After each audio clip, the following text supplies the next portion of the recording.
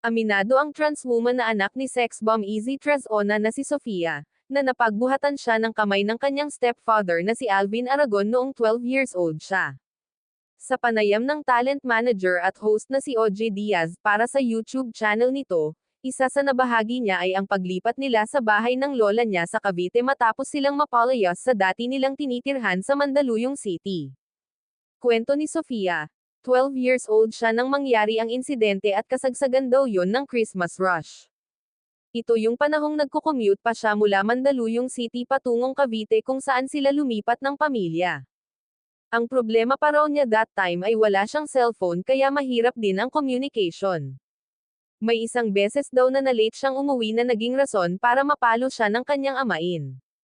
Nagulat daw siya sa ginawa ni Alvin, pero naiintindihan niya kung bakit nito ginawa yun sa kanya.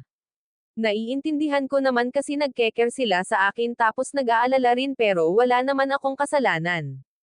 Minsan lang daw ito nangyari at hindi na naulit at nanghingi naman siya ng sorry.